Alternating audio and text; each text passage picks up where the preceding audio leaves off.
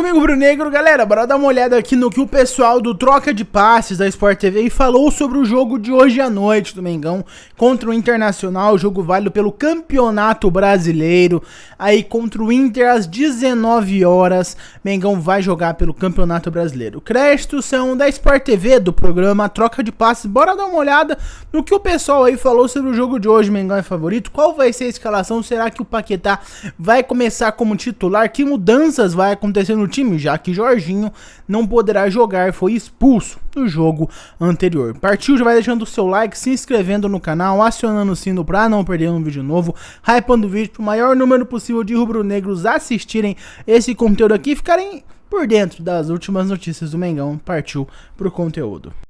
No Maracanã, às 7 da noite, a bola rola para Flamengo e Internacional. E um Flamengo que também vem nesse início de temporada com algumas questões que são muito levantadas por quem analisa futebol, mas também pelos torcedores, porque vem aí de 3 derrotas seguidas. Teve o título da Supercopa que ficou com o Corinthians, que soube entender muito bem, né, as fragilidades desse Flamengo nesse início de 2026 e vai em busca de uma vitória. O Felipe Luiz mesmo falou que esse jogo contra o Internacional é um jogo para ganhar. Bom, vamos lá. Vocês acham que o planejamento do Flamengo poderia ter tido algo de diferente, pensando num retorno antecipado desses jogadores que voltaram numa emergência por causa do Campeonato Carioca? Ou não? Vocês acham que agora, do jeito que tá, não tem mais o que fazer, com a roda andando, eles vão ter que resolver essas questões? O que tu acha, Mansur? Qual é a questão? A gente está falando de um Flamengo. O Flamengo até teve, se você fizer a conta, alguns dias a mais de férias em relação a outros clubes. Mas... ao próprio Corinthians. Mas o Flamengo teve Mundial de Clubes no meio do ano, ou seja, os jogadores não tiveram a pausa que outros clubes tiveram, e o Flamengo tem a perspectiva meio de ano de ter mais jogadores convocados à Copa, que não vão ter também toda essa pausa do que outros.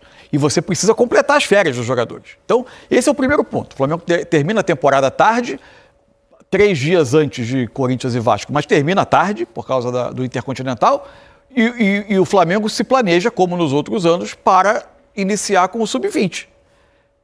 Quando você ia dar descanso a esses jogadores? Em algum momento eles precisavam ter as férias e precisavam, direito do atleta, inclusive. Isso tem a ver com saúde, tem a ver com mental, tem a ver com uma série de coisas. Se poderia ser alguns dias a menos, o fato é que, provavelmente, no planejamento do Flamengo não estava o Sub-20 não conseguir pontuar ou pontuar tão pouco quanto pontuou. E aí você gera um outro problema nessa cadeia, que foi antecipar a volta dos jogadores a campo num jogo que não estava previsto, que era o jogo com o Vasco, onde o time até fisicamente se mostrou muito forte ali, mas provavelmente isso tem uma consequência mais adiante.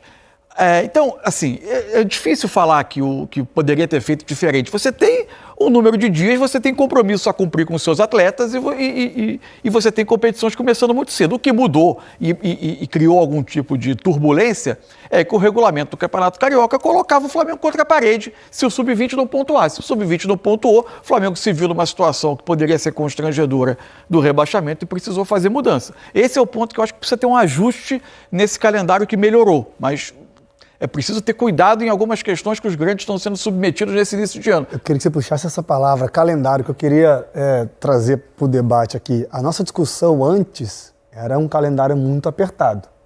Vai dar uma folga com esse calendário iniciando em janeiro. Eu acho que daqui a pouco a CBF, se tiver como em conjunto com as federações, vão ter que criar um tipo de competição que tire os times da Série A. Ou estadual, não colocá-los contra a parede de rebaixamento, ou entrar numa fase... Exatamente, porque isso que aconteceu com o Flamengo agora, daqui a pouco pode acontecer com o Inter, com o Corinthians, com o São Paulo, com o Curitiba, com o Atlético, com o Remo, enfim, com a equipe que estiver disputando o estadual. Por exemplo, o Remo, não sei o que aconteceu, se mudaram ou não, mas tem um jogo quarta-feira e quinta-feira. Isso, quinta-feira. 24 horas depois. Então, assim, eu acho que a nossa próxima discussão em relação a calendário vai ser tentar achar alguma coisa que aí, quem é da CBF estudou muito para isso, né? Para ver a questão da logística. A gente evoluiu, tenho dito aqui. Evoluiu. Gostei muito também. Tem mais jogo para os pequenos, tem menos jogo para os grandes. Está aumentando. Andamos para frente. Exato. Mas a gente, agora, olhando a prática, e aí as federações vão precisar participar, porque alguns regulamentos meio que sequestram os clubes em dado momento. Você, ou você faz com que eles abandonem e aceitem todas as consequências, sim, que por vezes podem ser até uma marca histórica que ninguém precisa obrigado a estar disposto a lidar com elas. Em São Paulo, os grandes jogam mais clássico do que todo mundo. Exatamente. Né? Você dividiu os potes, mas os grandes são obrigados a jogar com todo mundo do pote 1. Torna o caminho mais difícil. É uma série de questões que vão precisar ser vistas. Mas isso aqui é uma coisa que ninguém no Brasil está conseguindo resolver. Essa transição do ano vencedor para o ano seguinte. Isso está virando uma coisa, tradição do futebol brasileiro. 22, o Flamengo ganha as Copas, Libertadores e Copa do Brasil no fim do ano. O 23 do Flamengo é muito ruim, tem uma troca de treinador e ter as competições muito cedo, Recopa, o Mundial de Clubes que foi no início de 23 e o ano de 23 do Flamengo vira um caos. 23 é o Fluminense campeão da Libertadores, o início do ano seguinte o Fluminense apressa os processos porque queria ganhar a Recopa, porque era a LDU, que a arquibancada queria, o time fisicamente sentiu, caiu o Diniz e o Fluminense teve um 24 que ele brigou contra o rebaixamento. 24 foi o Botafogo campeão. O 25 do Botafogo, o ano vai começar mais tarde, vai aceitar as derrotas iniciais. O 25 do Botafogo também não funcionou. E agora 25 o Flamengo. Cada um tem os seus problemas particulares, mas o que une esses pontos? Quase ninguém está conseguindo administrar, tendo dificuldade de administrar a transição de um ano de conquistas para as obrigações muito cedo no ano seguinte, no Brasil. As competições estão terminando tarde, né?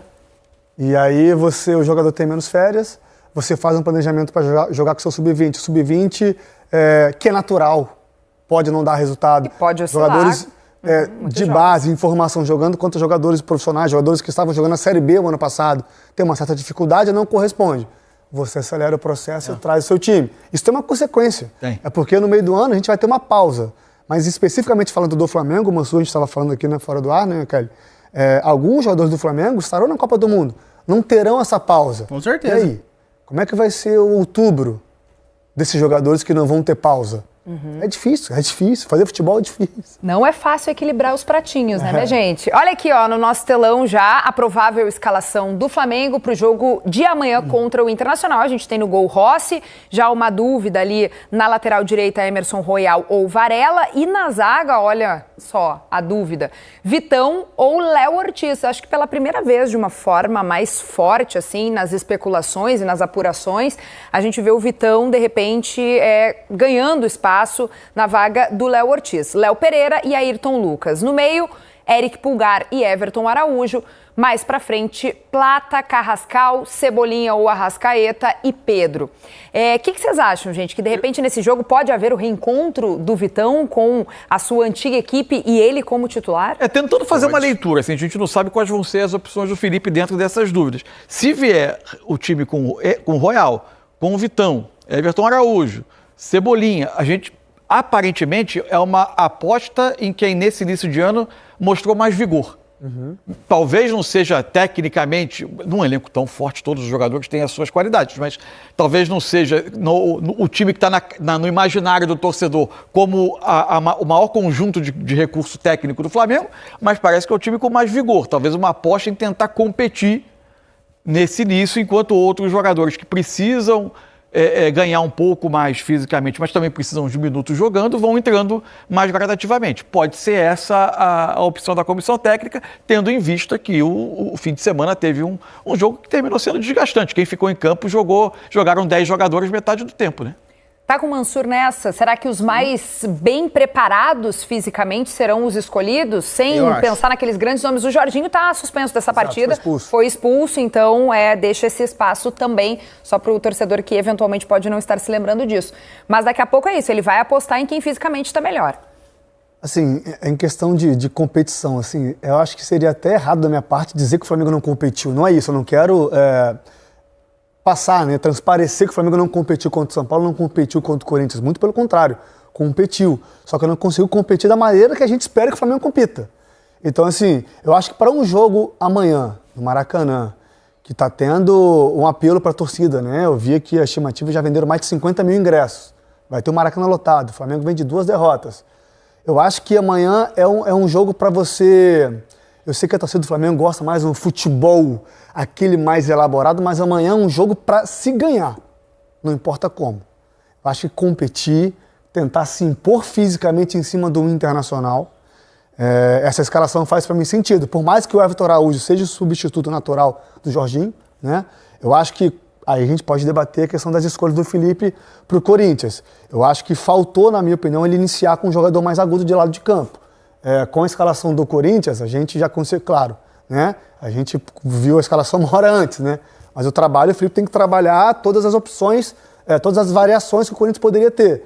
Eu acho que faltou um cara de lado, um cara de profundidade, que agredisse aonde tinha que agredir. Eu acho que o meio foi justamente onde o Corinthians conseguiu ganhar do Flamengo naquele primeiro tempo. Assim, a escolha, especialmente Arrascaeta e Pedro, eu acho que ele imaginou que ele ia lidar com o desafio da marcação individual. Sim. E aí Arrascaeta e Pedro, juntos, ele criou algo parecido com o que tinha funcionado, por exemplo, no Palmeiras, no Maracanã.